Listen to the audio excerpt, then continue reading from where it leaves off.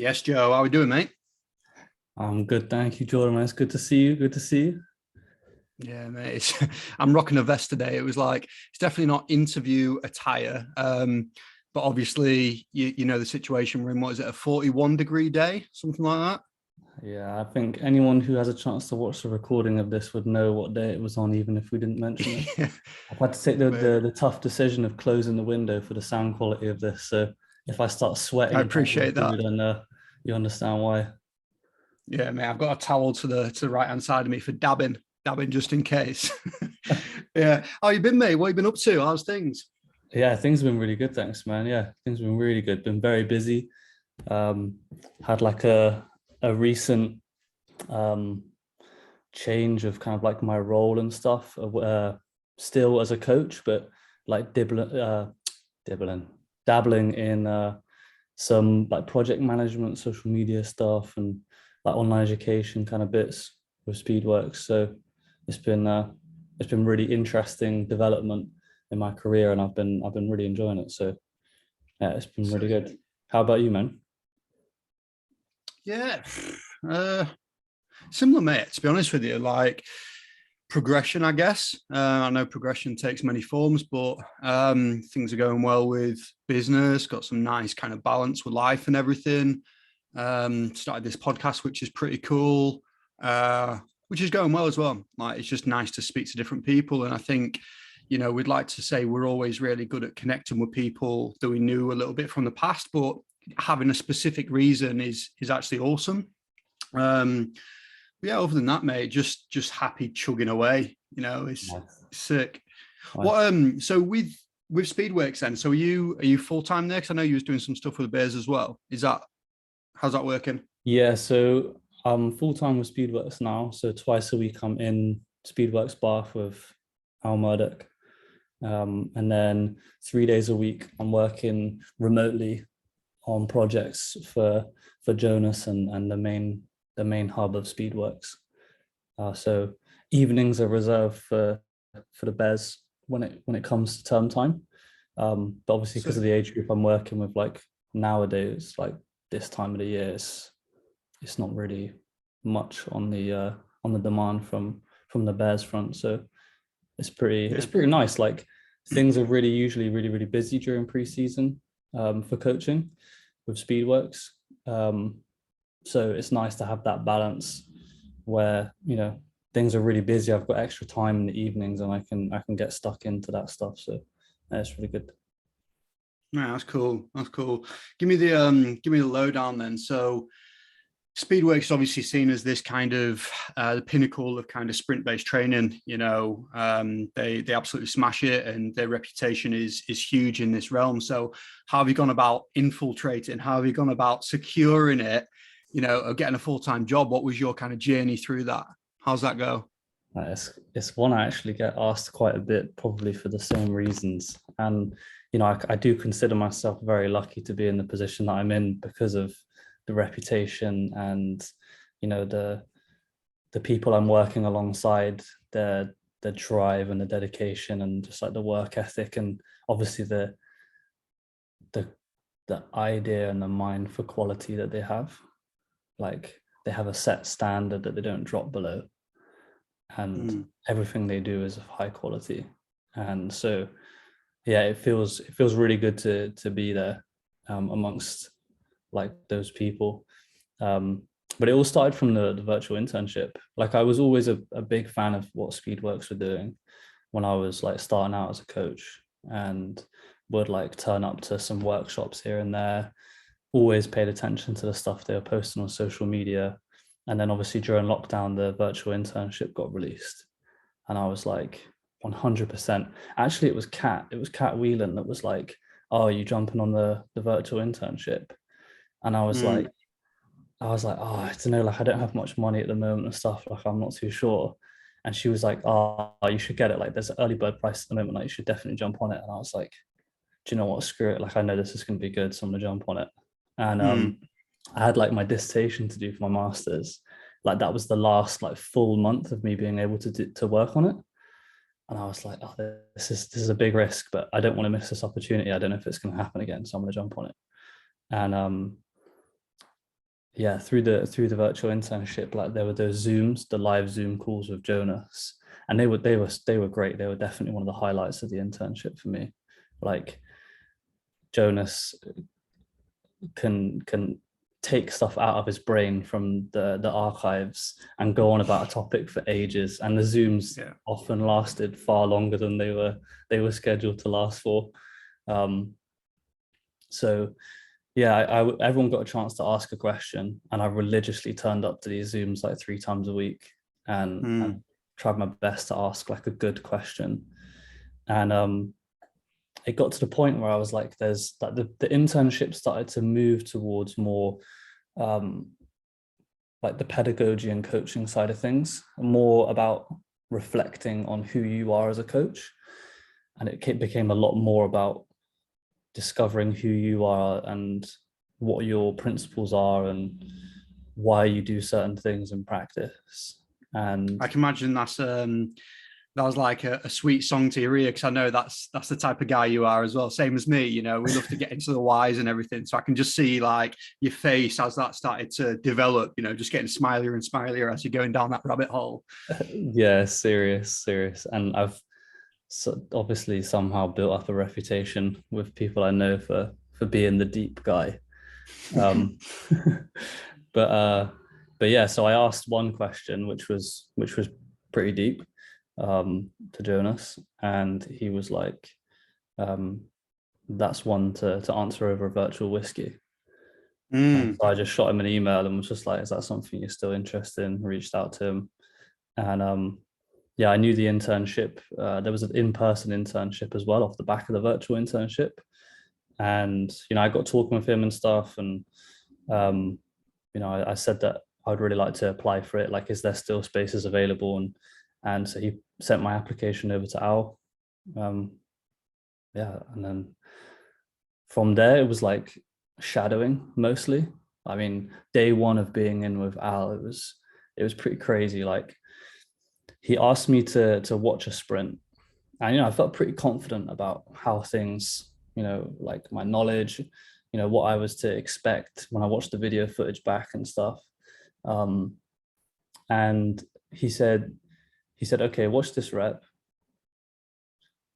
The guy sprints, and he's like, okay, what did you see? And so I walked over to go look at the phone, and he was like, no, like, without looking at the camera, like, what did you see? And I was like, okay.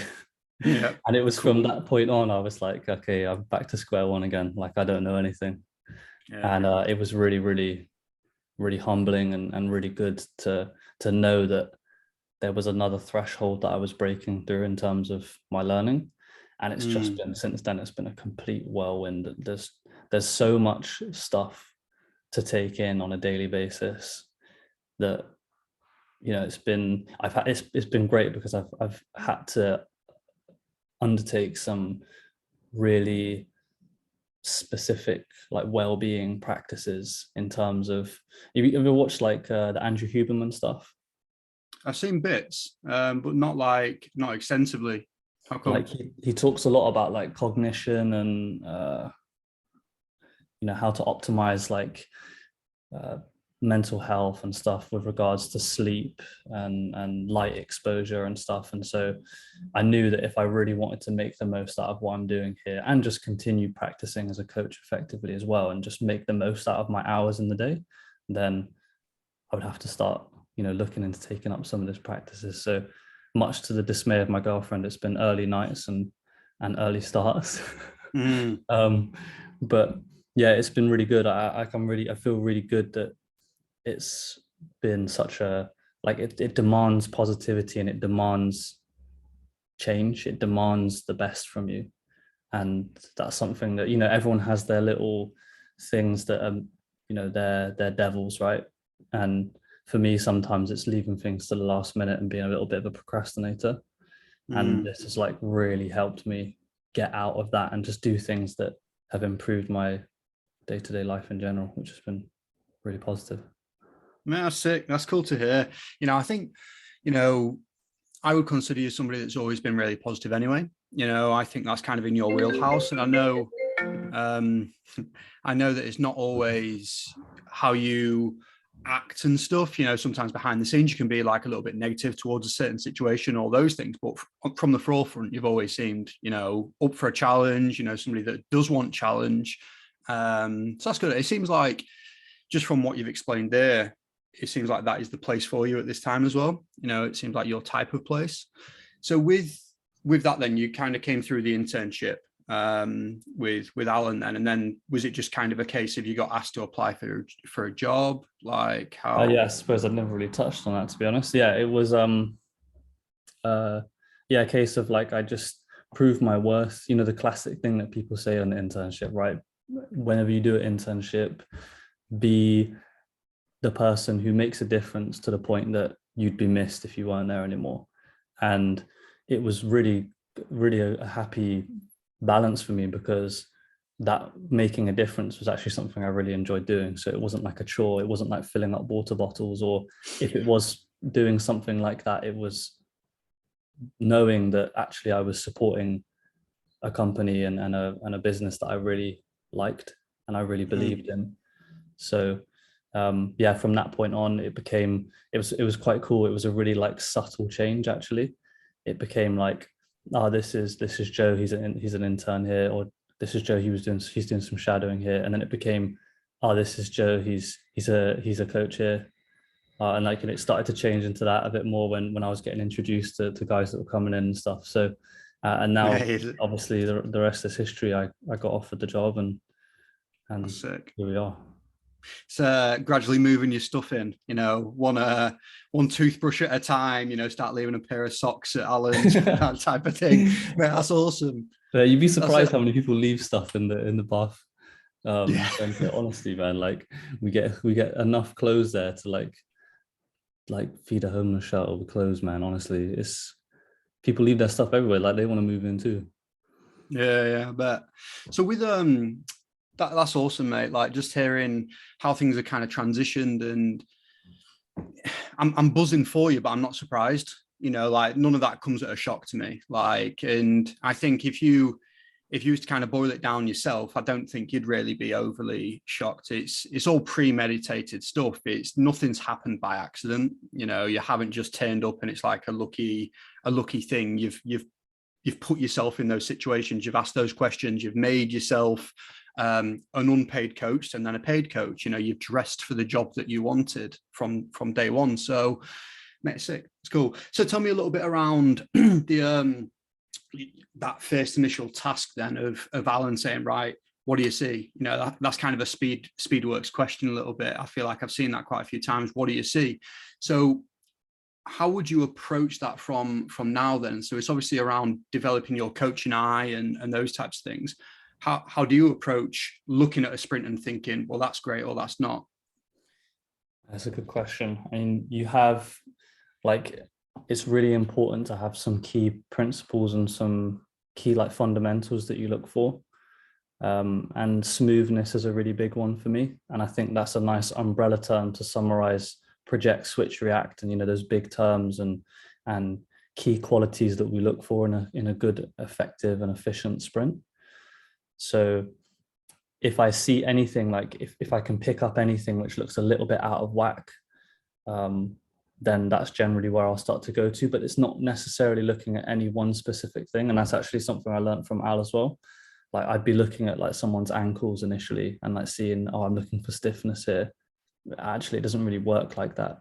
You have to look at things just as almost like a silhouette of a person. And you have to just get a feel for the run. The coaching eye side of things is definitely the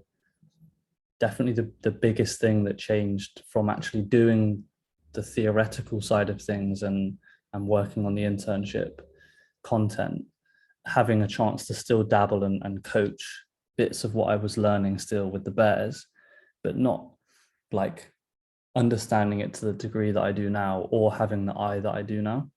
So there were loads of things that I was saying because I believed that was the right thing to do at the time. And there were some good things in there, but I couldn't give the feedback in the way that I could now, simply because I just hadn't seen as many reps. And a really good way of doing it, and the way that I've learned, I'm definitely not the first. Like I've seen it written down loads as well from other people, is looking at a run, thinking what you see, getting a feel for it, and then looking at the slow-mo footage afterwards and seeing if it actually was the case. And also just looking at loads and loads of running, and also looking at running from people that actually are very good sprinters as well, because sometimes you get lost in the maze of actually forgetting what really good looks like, and you might just be praising someone for being better than the rest of that cohort that you work with, but they might not actually be that great still. There still could be quite a lot of things for them to change. That's I think what you said there that kind of jumps out to me a little bit. Well, all of it, but I think one of the things was having a really good idea of what good looks like or what great looks like. You know, having a technical model in mind, you know, and you don't necessarily need to be married to that, but there's definitely principles there that, you know, everybody could benefit in some way, shape or form. Have I kind of interpreted that right? Or is that a little bit off the Yeah. mark? Yeah, no, definitely. I mean, there's like one of those key things as well is like coming back to project, switch, react. Like one thing I've learned is that those don't happen in a vacuum. Like they don't happen in isolation of one another. And you can like one can get pretty carried away by saying, okay, well, I want this person to show really good hip displacement because that's really key for acceleration. But actually, if it comes at the sacrifice of a good switch, therefore they have poor touchdown distance and no reactivity because of it, then that's probably not going to be a good run. And thinking that, you know, the thing that's really the next level for me in terms of my development, and it's something that is a big part of the profiling that Speedworks does, and you know, Owen McNally has put out some really cool videos as well showing this, is the quadrants, like looking at people's strategy, because people will have like a strategy that they go to, and you have to bear that in mind when you consider how you go about coaching them. Talk to me about what do you mean in terms of those strategies? Like, can you give me an example? So you would have someone who is more ground-based or more air-based, someone who's more biased to step length, or someone who's more biased to step frequency, and then they're split amongst the quadrant. So you could have someone who's air-based and step frequency, for example. And your coaching approach is definitely going to change based on what you're seeing in front of you. I mean, I guess that's a given, but it also tells a lot about what that person has a tendency toward. And so you can, like I've learned the hard way, you can undo stuff that someone's doing really well by coaching them down the wrong lane. So, for example, a step frequency guy might have, you know, without doubt, they'll probably have a really good switch, but coming back to what I said earlier, that switch is no good in a vacuum if they're not going anywhere and they're just spending loads of time in the air for an acceleration, for example. But if all of my cueing is around trying to push for longer, that may actually take them, in some cases, if I go too far with that, or I don't consider what is specifically needed for that person, then I may just start to undo a lot of the good stuff that they're doing. I may start to reduce their stride frequency to a negative degree and make them feel really cognitive, like make them overthink what they're doing quite a lot. And so, yeah, I guess off the back of that, a big learning for me has been actually the language that I'm using, and not just going with cues just for the sake of it. Not just going with cues because it seems like I'm working towards a more balanced profile, like actually looking at the individual and being like, what is actually going to happen if I say this to this person? Prime example being this one young kid that I've started working with recently. He's a really decent mover, but there's a few things that I wanted to change with his run, right? Just to make him a bit faster, obviously. And I was cueing him, and every time I would cue him something, it would get worse and worse and worse. And so I was like, okay, this is not working, right? So it was for like a max V session. So I just stuck some wickets out for him and then all of a sudden it was just like, oh, well, there we go, we're back again, and it's better. So Yeah. I knew for him it was more of a constraints led approach rather than actually like verbal cues. In terms of, I guess those quadrants, or looking at the way, well, I guess the quadrants, and you've got react, project, switch. How are you looking at somebody and saying, okay, you're definitely more of a switcher? Is it literally, is it the coaching eye, or is there kind of any specific metrics or tests or anything like that that would determine whether you go down that route? Yeah, I mean, you could definitely break it down with metrics. So all of the profiling stuff that that our guys do, like they'll be able to break down the metrics a bit more. I haven't sunk my teeth into that side of things that much at the moment, so I couldn't talk specific numbers with you.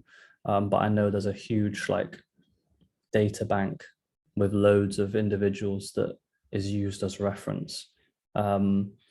But in terms of what I would do, it's more of a coaching eye thing. So you can quite easily see when there's the extremes of the spectrum, and you can start to see, just looking at more reps and more reps, when you can start to move towards a more balanced picture.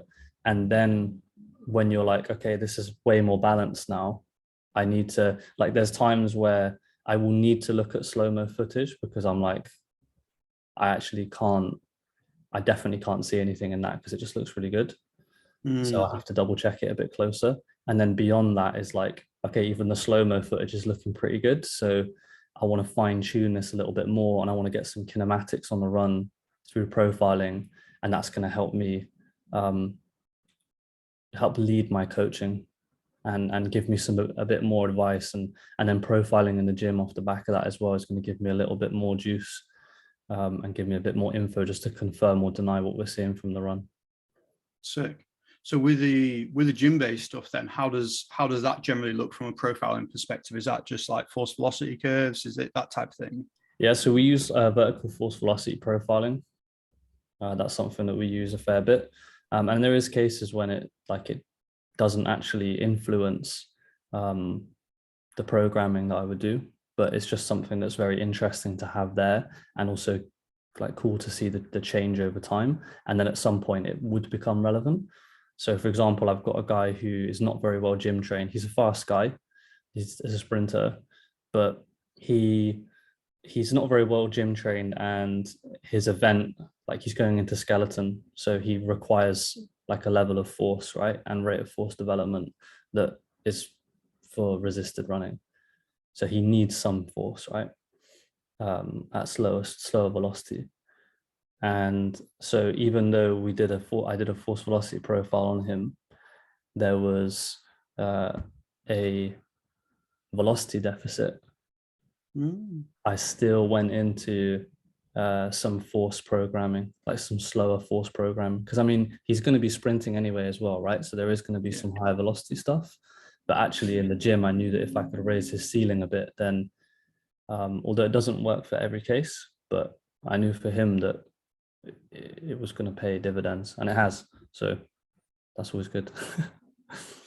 Yeah, no, that's quality, mate. I think, how often are you looking at kind of testing and doing these kind of profiling sessions? Is like, do you have it on a set kind of timeline, or is it just as and when you feel like it's appropriate? I wouldn't like force velocity profile someone sooner than every 8 weeks, just because you wouldn't be likely to see any changes from what I've read. But say, for example, the force plate testing that we use at Bath and actually across Speedworks, we would force plate the long lever hip extension ISO. And then also like various calf ISOs as well. So for like this guy in question, both of those, like a standing calf ISO, a seated calf ISO, and a long lever hamstring like hip extension ISO have been used. And we take data points at like peak and 100 milliseconds as well, and 200, just to see if there's any change. And that can give us, like, if we're thinking about, you know, reactivity being, or contact time being up, so reactivity being down on one side, then the force plate can give us an idea of what's happening there a little bit more for gym stimulus, and also acts as a stimulus itself. So that's cool. It's I had David Gray on the podcast last week, and he was speaking around, we were speaking, hamstrings and all sorts like that. And he kind of referenced a saying that I hadn't heard before, but I really, really liked was, it was hamstring rehab we were speaking about. And he said, well, I've never just seen a hamstring walking down the street on its own, and I was like, you know what, you fair, like that makes so much sense. And the whole gist of it was around, not being in a vacuum. Yeah, the hamstring may be the victim, but it's not the culprit sometimes. And to me, exactly what you just kind of said previously around, you can make something worse by honing in too far, in terms of like the react side and taking away from their super strength. I thought that was really, really interesting. And just because I'm on one now, I've opened my mouth now, so I'm going to get my words out. I think what I was thinking when you were saying around just getting the reps in, looking at people sprinting, building up a good idea of what good looks like, and what that bandwidth is of people that are potentially frequency guys or the opposite, is if we relate this to the gym environment, most people have seen, I can't even give you a fuck ton of squat reps, and that allows them to look at it and be like, okay, yeah, knees are doing this, back's doing that. And it gives you a lot of experience to look at that. And I'm thinking there's a lot of people that are missing that experience side on the sprint side, myself included. And probably yourself included. You've probably never seen enough reps. That's the thing. But I just found it super interesting listening to you say that, and going around that technical model piece where you're looking at what great looks like and how you can kind of build yourself towards that. I was thinking of, like Mario Kart, when you're chasing the ghost, and that's your previous, I don't know if you've seen yeah, like time trials and stuff like that. Yeah. Exactly. I'm thinking of like the technical model as that ghost, that is perfect. And we're a certain, it might be a step back, but why are we a step back? And what's different? Have they got bigger wheels? Have they got, are they closer to the ground? It's weird, mate. Like as soon as you said it, I thought, oh, Mario Kart. And I'm like, where does that come from? So I'm just kind of talking through that thought as we go. Yeah. There's also been, that's actually I really like the analogy of the squat as well. And like what you said about, you get like as S&C coaches, as performance coaches, like we get so many reps in watching people squat and RDL. Obviously RDL is usually like the bugbear of like a really young coach, right? Like everyone hates bloody coach in the RDL, but like you get so many reps seeing those gym-based movements, then you go out onto the pitch and it's just like, man, I have no clue what I'm looking at here at all. And like, the next level, without wanting to come off topic, because I want to touch back on that ghost thing as well. Don't think I'd be saying that on this podcast, but I thought we would. I thought we'd go down that rabbit hole. It's the like the game speed side of things as well. Like when you start to go offline, like that's a different ball game as well. Like it's pretty crazy. But yeah, like it's really interesting looking at the idea of what is a faster run. Like if you look at segments, it's almost like the hamstring walking down the street analogy, right? Like you could look at someone's 10-meter time in testing and be like, yeah, this 10-meter time's got way quicker. But actually, like, how did they get there? And like, what was their exit velocity when they got to 10? That was like another big learning for me as well. Like, I'm quite happy now if someone has like a team sport guy, if they've been working with me for like a few weeks, maybe their 10-meter time changes a little bit, but their exit velocity goes up a lot. Then like I'm pretty happy about that. It goes back to the saying of if you're not assessing, you're guessing, that thing. And I think there's a lot of truth there. But you can't take, just because you're testing something as the be all and end all. Yeah, you've made a difference to one particular test, but who's saying that test is the test that's going to determine performance? And even once you've got that test, what else is going on? You've just mentioned about 2 different metrics there, but okay, if they lost 10 kilo in 2 weeks, there's so many things that can go into that specific metric that I think myself included, probably yourself included, that we don't always factor into these specific things. Yeah, you could spin your wheels for forever, I feel. 100%. It's mad. Talk to me around the game speed stuff, mate. So it's not really a term I've come across too often, but I'm interested what your kind of take is on what is game speed? How is that different? You know, what does that mean? Well, it's really, without wanting to sound too corny and plug some of the slogans that are used from us around game speed, it is more of a philosophy on how you approach your training. So the idea being that we've spoken about some of those key principles for sprinting with reference to linear movement, but actually when you look at the demands of a field-based team sport, or other team sports as well, which are team-based, then tennis even as well, like it goes across loads of different sports, right? You're not moving in straight lines, so all the time at least. So it is more about being able to take certain elements of what you'd look for in a sprint and be able to stick them into offline movements. So like, for example, project, switch, react still works when you look at a step, and it still works when you look at the re-acceleration after a step. It still works on a curve or a slalom run. Like it still works when you look at someone having to make a step and fend and then curve round and then try and change their center of mass height before they go into maybe another step, or maybe just deceive their defender a bit and then go in to score a try or whatever.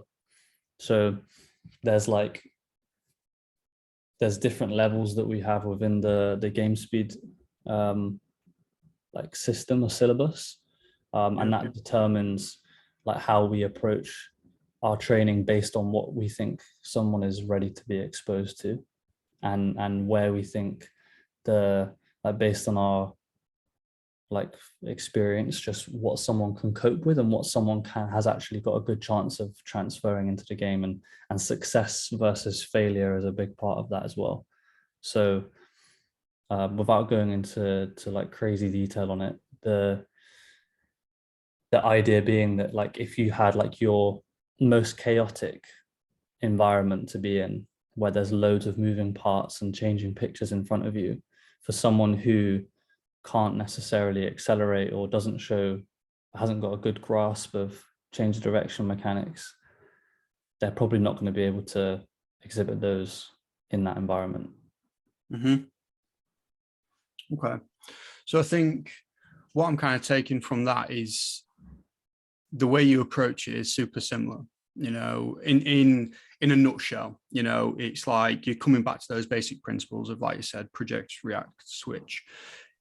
Is it the same thing? Is it just by seeing reps? Like if we think about linear speed, in my mind, it's running in a straight line. It'd be a lot easier to get a good grasp in my mind of what a good linear sprint looks like. But if we think about change direction, there is, almost infinite variables that could, you could be taking a 45, it could be a 180 backwards, it could be you've got a ball in your hand now. So now the counterbalance element is totally different. Is it the same? Is it just about getting reps in and seeing, or is there anything different that you would approach it with? It is definitely around getting reps in, like no question. There can be a huge technical, tactical element to it when you particularly when you go up into those upper echelons of the game speed model, because it does start to look and feel a little bit more like the game itself. And so in that sense, like there's times where, depending on the athlete that I'm doing a session with, like I may take quite a big backseat on that and let them set up the picture. And I'll be like, okay, does this feel like it's the right kind of thing? Does this feel like the situation you'd find yourself in the game, in this closed drill?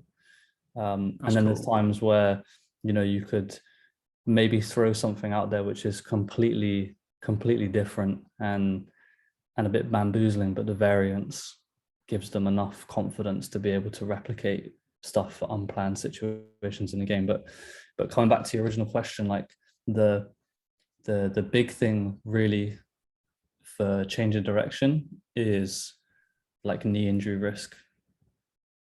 So like that's the thing that you don't necessarily have to contemplate when you're looking at a linear sprint. And like, you know, there definitely is like a pinch of salt that needs to be taken when you're looking at a rep and seeing what's reasonable for someone to achieve. So like it comes down to bandwidths. And again, I mean, a lot of this stuff I'm saying I've basically just learned from Alan Jonas. So well, mate, like this is good big because, you references know, to them. yeah, if we get you in, if we get you on the podcast in a year's time, you know, I'm sure there'd be a lot more, probably more questions, to be honest with you, you know, from yourself. You know, that's how it generally types to go, and it's that Dunning-Kruger. So with the knee injury risk thing, then, are you talking about how they achieve specific angles and their kind of change of direction mechanics? Is that what you're getting at?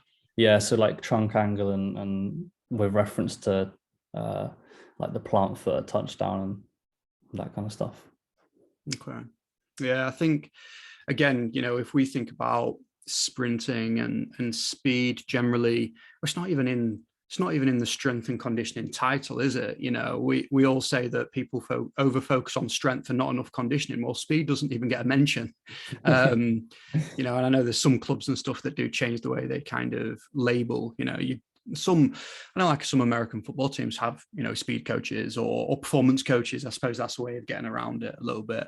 There was and I haven't delved into this too much, but I met a guy, you may know him, Tom Farrow. And Tom Farrow was England Sevens S&C coach for a while. And I met him whilst we were at Warwick as well. He came in just while, you know, shit was hitting the fan a little bit for England Sevens. But super nice guy, and he's also done an internship with Jonas, you know, so he's a cut of the same cloth type of thing. And he was speaking around this may even be a Speedworks thing, I'm not sure, but skill drill chaos. Is that something you've heard before? I've not heard it. I've not necessarily heard it from Jonas or Al. No, I can't say that I've heard it from them. And this might be a him thing, you know, I suppose there's always different language that kind of represents the same thing. But for me, how I interpreted him kind of speaking about that, and, you know, I might butcher this, so take this with a pinch of salt, is, you know, if we think about a skill as like really closed, this closed element of just getting good at potentially taking a step that's outside of base of support, and, you know, there's no external pressure or anything like that. So it's really easy to replicate. It's really easy to kind of master. Then you put it into a drill situation where potentially you're running at a defender, you know, you're running at a defender, and you know that you're going to replicate that skill that you've just practiced, but it's now in a drill format. You know the defender's going to stay there, so you need to basically plant and get the other side of them. So you're basically taking it up a notch, is getting closer and closer to that game speed, or, you know, like a game situation. And then chaos it's exactly as it says. You know, you've got a defender, you've both got an objective, you've got to get by him. How you do that is hopefully going to be using that specific skill and drill that we've kind of gone through. So I guess just layering on intensity and layering on complexity is how I interpreted that. Yeah, definitely. I think of it like have you ever come across the control chaos spectrum? It kind of sounds like it gives me the same kind of vibe as that Matt Taberner mentioned in like rehab. So going from like a more controlled environment during the early stages of the rehab, and then moving towards a more chaotic one. I mean, I guess it sounds like a very similar kind of principle, right? And yeah, giving someone the tools to be able to deal with the chaos. But I think it comes down to like, yeah, ultimately, there's no one like perfect solution, really. Like no one really knows what the perfect solution is going to be to the problem. And particularly when it gets more chaotic, right?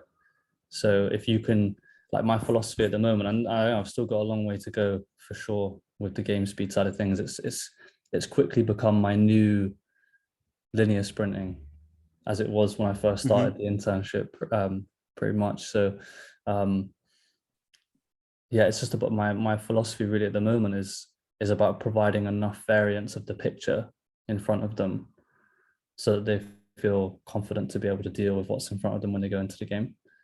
And confidence is a huge part of it, right? Like whenever you're playing those little 1v1 games or 2v1s or whatever, because it's in a very isolated, removed environment from the training scenario, it becomes like a really good opportunity for like younger guys in particular to like try stuff. Yeah, I see quite a lot of guys that are like, I'm not really confident to do this, or I just, I can't do it. I don't know how to like solve this, or they don't have confidence to try and step off one side or whatever. And like realistically, yeah, there's definitely some closed elements that you can work on in the lead up to those kind of drills, and depending on what the session contains, like you can dial things back and so on. But ultimately, them understanding that they're not being judged on what they're doing becomes like a really big factor, because that way they think, okay, well the shackles are off now. I can just go and practice this, and if I fail, it doesn't matter, because like that's an experience and it's a learning point. And like I alluded to earlier, like as long as the failure is not over a certain level, then it's acceptable, and they're still going to gain confidence from trying stuff out. That's nice, mate. I like the approach there, because training is training. We go into a training situation to get better, and you can definitely see how some of these players may kind of skip that process out of fear of judgment or pressure on themselves to keep doing the thing that they're good at. And if we think about performance loosely as like a radar plot, you're going to have really strong areas where you excel, and you're going to have really poor areas in the middle where you don't do very well. If you never kind of push those, you're never going to get better and become more well-rounded. So the way you approach that just sounds, I can't think of a better word. It sounds nice. It sounds comfortable. It sounds like, what, we don't know how it's going to go, but we're going to figure this out. It's an experiment. And if we can just make it this little bit better today, awesome. That's worthwhile. Yeah, that's definitely how it goes. And there's, particularly with like the, adolescent kids and stuff like that, like the 16, 15-year-olds and stuff, there can be a lot of like a load of pressure, just because of like judgment elsewhere from like coaches and stuff, and pressure to go through different stages of academy and so on. And like having that environment for them to just switch off and be like, do you know what, this is just a game. Like this is why I started playing this. I'm not a professional athlete. I'm a kid playing a game.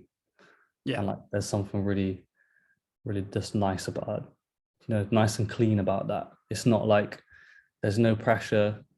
There's no, idea of, okay, well, you have to be doing this here, otherwise you're not going to get picked on the team versus this guy. It's just go and have some fun.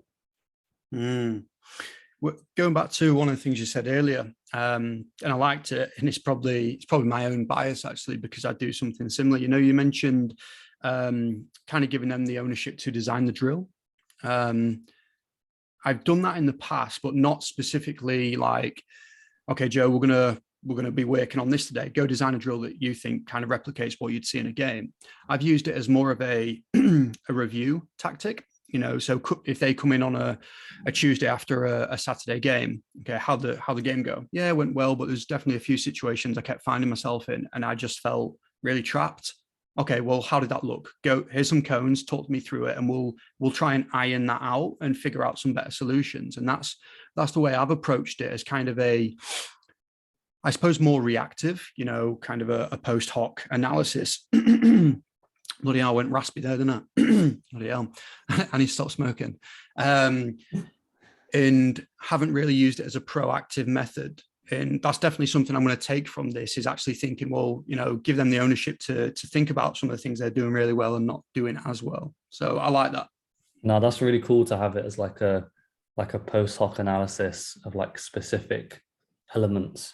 Because I know, like, I mean, anyone who wants to to do a good job of something is not going to feel satisfied when they didn't successfully navigate a situation, right? And they're going to want to have a chance to rectify it. And I feel like that's a really cool way of, like, I'm definitely going to use that a lot more for certain people for sure, because like it's just a really cool way to get them to feel like, no, actually, no, I do have the confidence to go back in and do this again, and I'm not going to subconsciously avoid that scenario when it does arise. So I like that a lot. That's cool. This specific and this sent us down a really good road, actually. When it happened, I can't remember what the drill was. It was basically like a 1v1, and he had an option. He was basically in the middle of the pitch. He was running at him, and he had left or right. He could go left or right. It was so balanced. And I was like, okay, and which did you decide to go? He went left. I was like, okay, why did you go left? He was like, well, I always go left. Okay, why do you always go left? He's like, oh, I just don't feel strong off my right. Okay, so then we start to think about, well, why do you think that is? You know, why do you not feel strong off going off your right? And it opened up so many doors there, you know, of us looking at, well, what you like in gym performance. Okay, if we booked him in with a physio, okay, and the physio we didn't give the physio any information. I didn't want to kind of cloud their judgment of like, oh, he's got a problem off that specific side, you know, so they hunt for that problem. I didn't want to give that. And, you know, there was some internal rotation issues. There was definitely, I can't remember the specific part, it was like medial hamstring, whatever. But it was so cool. Like, we may have caught something there. We may have caught an ACL. You'll never know.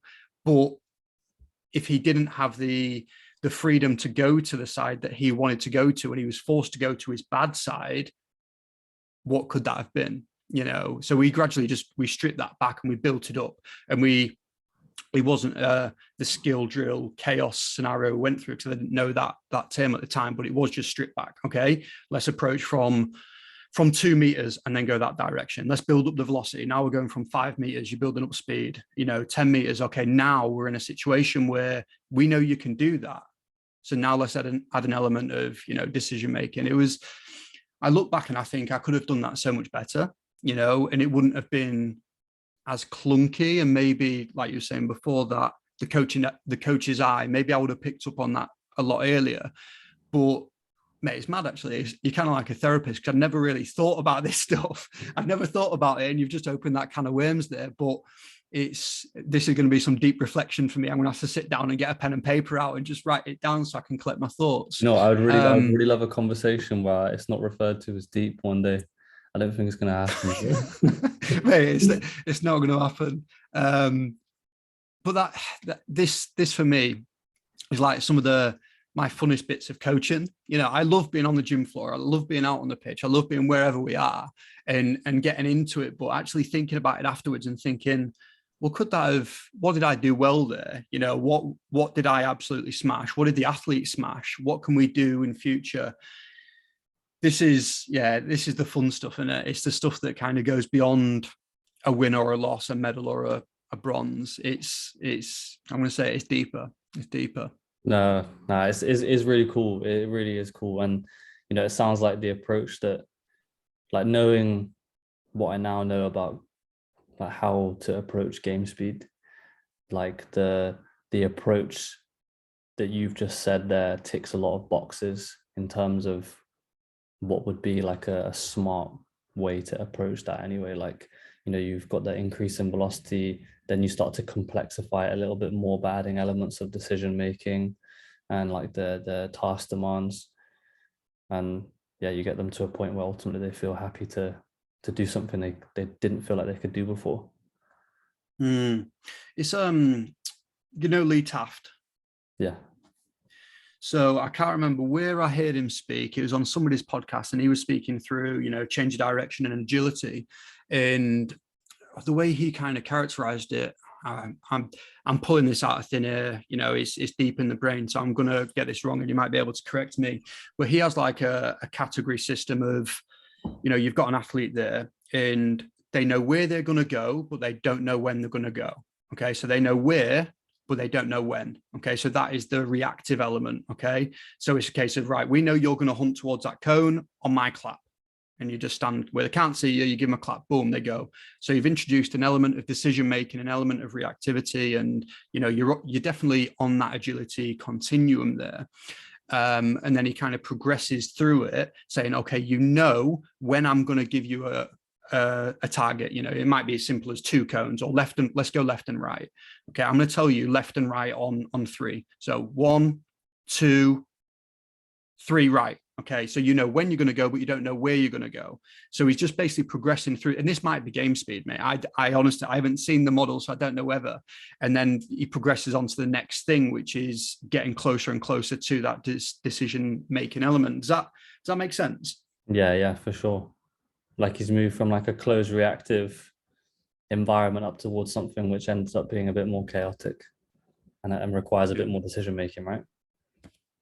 Yeah, and it was literally that. And I think I'm gonna have to go back and listen to that podcast and kind of delve into it a little bit deeper, because I feel like there's more thinking that needs to go on behind that. But I really liked how simple he kind of explained it. Obviously not that simple if I can't bring it back to the forefront, but he did a really good job of that. Yeah, I'm just going off on one now, mate. I'm just speaking. I'm just speaking. I was going to say, what's your thoughts on,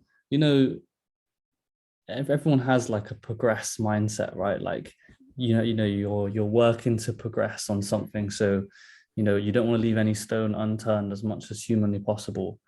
But like, you mentioned then, like going back and listening to a podcast you just listened to, that kind of feels like the boogeyman to me.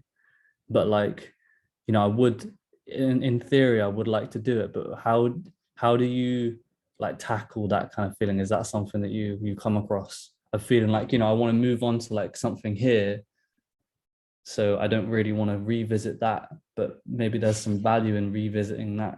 Do you know what I mean? Yeah, no, I think for me, mate, my attention span can be pretty shocking sometimes. And I think that's probably the issue, is I'll hear something and I might take away like 2 statements from a full 1-hour podcast. And that'll be great. That'll be enough to kind of get me thinking. I usually listen to podcasts in the car or when I'm walking, and there's usually other things going on. And I do go back and listen to podcasts. And if I'm very aware of where that specific the specific thing that I struggled kind of digesting was, I'll go back and do it. But yeah, I'm not against it, because I do think that I feel like progress is made hammering the simple and the basics. I feel like that is where like the biggest progress is made. I don't think it's necessarily going into the complexities too much for a lot of people. So I'm okay with doing that. Is that, yeah, I hear that. in terms of the boogeyman? Huh? In terms of the boogeyman thing, do you mean like going back and listening to a podcast is something you just think, fuck, I should have took that in? Like how? No, it's like I feel like I can't go and I can't bring myself to do it sometimes, because I feel like I could use that time listening to something that I didn't know about or I didn't listen to already. Do you know what I mean? Like when people say they reread books and stuff like that, I'm like, I would go back and read a chapter of a book again, but I would be hesitant to, you know what I mean? But I guess like, Yeah. I kind of, what you just said, it just makes me think of that Bruce Lee quote, like, I don't fear the man that's practiced 10,000 kicks one time. I fear the man who's practiced one kick 10,000 times. Yeah, I agree to an extent. I do think it always just comes back to the basics, mate. We've got a certain amount of things we can be really good at from a strength and conditioning or athlete development standpoint. We've got mastering energy systems, we've got, locomotion, we've got strength, and we've got like injury prevention. That's, overly simplified, but there's not that many specific topics, and definitely you can go off in branches and it can become this whole bloody forest of different routes and everything. But I think, yeah, man, I don't know where I'm going with this one either. I think, Do you know, it makes me think of, what was I going to say? There was something along those lines of, yeah, that's right. Okay. So, like people say, be a specialist, not a generalist. You heard that quote, right? yeah. And then I heard like, you have to be a generalist to be first to be a specialist. To have appreciation of how everything integrates together to even have a speciality in the first place. Yeah. Like, what's your experience of that? Like, how does that I feel like the podcast is kind of flipping now. I don't know if I'm supposed to be doing this, but I'm interested to hear your That's answer. fine, mate. We'll get you one of these microphones. Yeah, no, it's I personally do think that is true. I think specialist or specialism takes place way after you start, and I do think many people will take the view of, you know, going down a lot of different rabbit holes and just trying to upskill everything, you know, maybe not at the same time, but they generally move in the upward direction consistently, and then there becomes a specific issue which kind of forces you to go down that route. I i would say, by nature of some of the environments I've kind of put myself in, you know, university sport, dabbling in different kind of elements of the IS, and now kind of working for myself on a private basis, I'm a generalist. I'm definitely a generalist. I will have strengths within that. I will have weaknesses within that as well. And I think,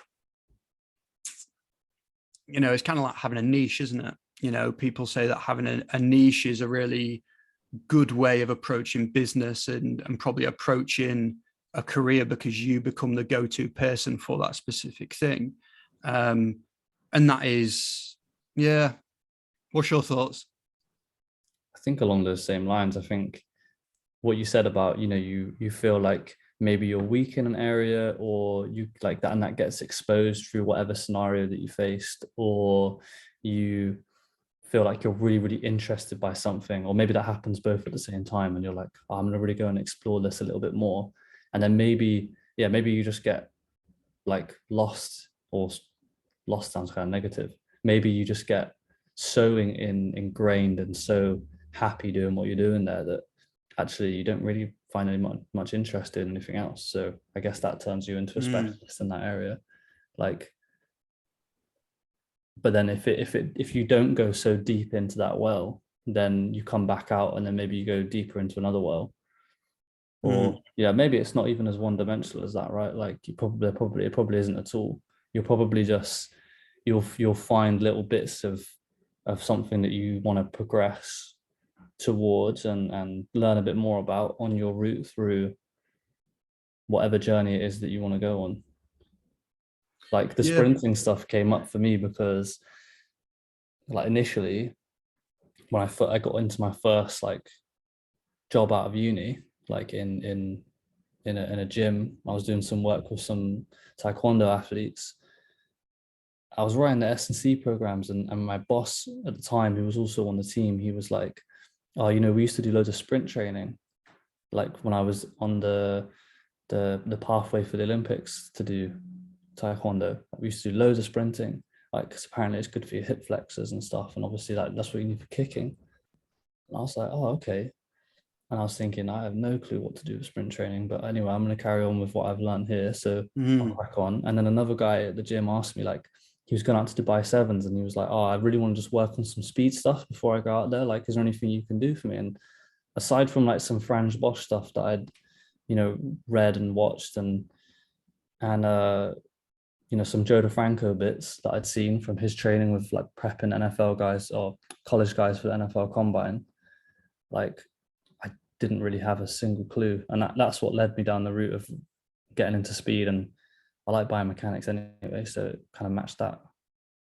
Yeah, I think it comes down to that, like having super strengths and just unacceptable weaknesses. You know, this is becoming a super strength of yours, but no doubt you've probably taken care of a lot of those unacceptable weaknesses that kind of feed into that.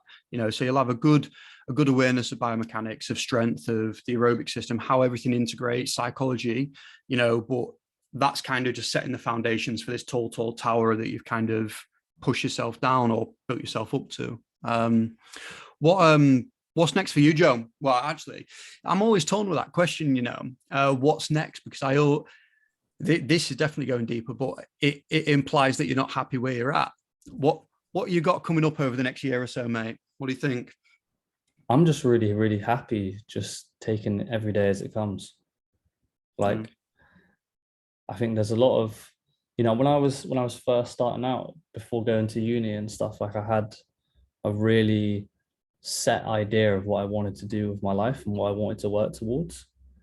And actually, as I've started to progress closer towards being able to get to that, I actually realized that that was actually driving unhappiness in me and like dissatisfaction. Like it's always the way with society in the UK anyway, right? And I'm sure loads of other countries, like you have this idea of, oh, I need this because it's out now. I need to go and get this. And then you get it and you're like, oh, well, that wasn't as great as I thought it was going to be. So, oh, now I'm going to get this. And there's always something new. And then you always just spend all of your life, all those days leading up to that point when you actually finally get that thing, just not enjoying it. And so, to be honest, like what's next for me is I've got some jobs to get done today, but before that I'm enjoying being on the podcast. So yeah, sick. You know, it is that thing of just the destination and the journey, isn't it? You know, the destination, it's nice to have a goal, but that should not be where the enjoyment necessarily comes from, because the journey lasts a fuck ton longer, you know, and that is where the progress is made. And like how do you maintain motivation when you actually do get to that pinnacle that you've set yourself, right? Like, okay, cool, so I've got the job now, like now what? Oh yeah, well, I've actually got to work the job. Oh, I thought it was just getting it.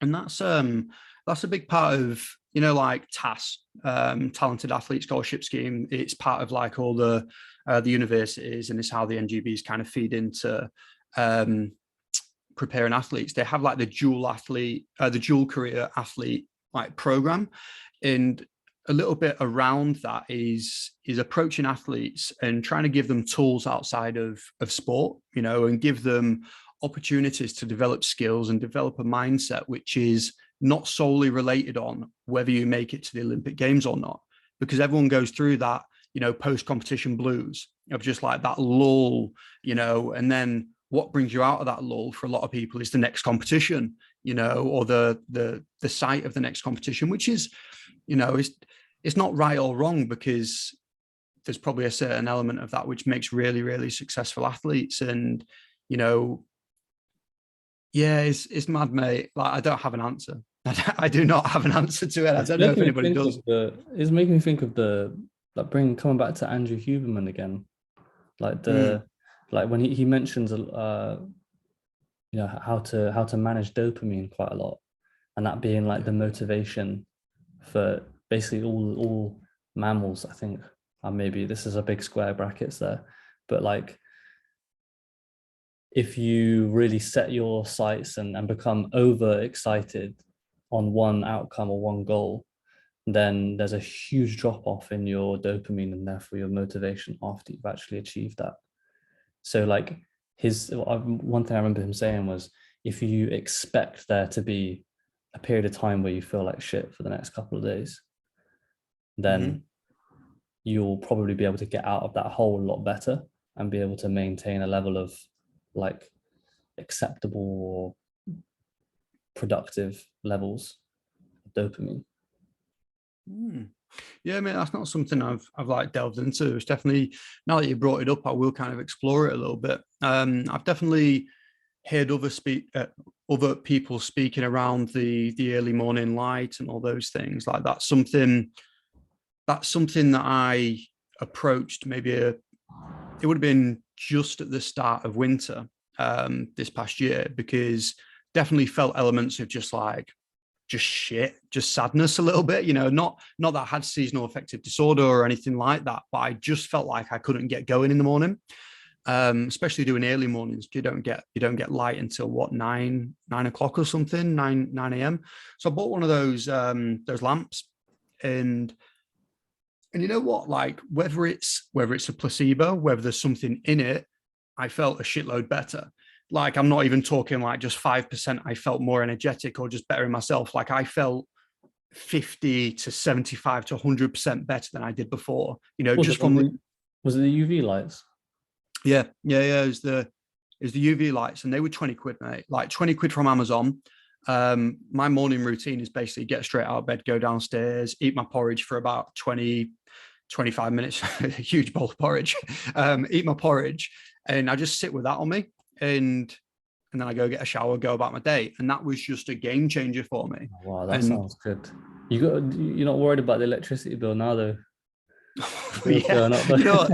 Yeah, maybe, mate. It's it's I funny just because the say, I'm missus. glad I moved out of central Bristol, man, because if anyone caught me with a UV light around there, I think I'd get busted. Yeah, probably, mate. Like we so I'm from Grimsby, and I think we spoke about this. Well, we might have spoke about this before, but Grimsby has like the highest rate of heroin addicts and teenage pregnancy. Like it's up there, and as a result, drug culture is pretty high. Mhm. And in the winter, you know, obviously everyone's got snow on the roof, but you can literally pinpoint who has got a weed grow by Yeah, 'cause looking at there's their no roof. snow, yeah. There's no snow. So yeah, that's people coming from me and you, mate. We're just trying to get a little bit happier, but we're getting busted for marijuana. Right. I feel like that is a sick point to end on, mate, actually. But yeah, I really do appreciate you coming on the podcast today, mate. It's awesome to see how well you're getting on. You know, nothing that you've kind of spoke about today and the expertise that you develop in and how you seem to approach everything, none of it comes as a surprise. Like I knew you'd be here, or I knew you'd be in a similar position. So yeah, just awesome to chat, bro. It's sick. I really appreciate that. It's really good to hear it from you because, you know, I've looked up to you a lot since when we were working together and I was interning at Warwick with you. So yeah, I really, really appreciate it. And, you know, I really appreciate, although we haven't been in contact loads recently, much at all even, it's been, you know, really good to catch up again and just have a chat. And I think hopefully this has opened the door to future chats. And it's great to see you smashing it with your stuff as well, man. Appreciate it, mate. Thank you.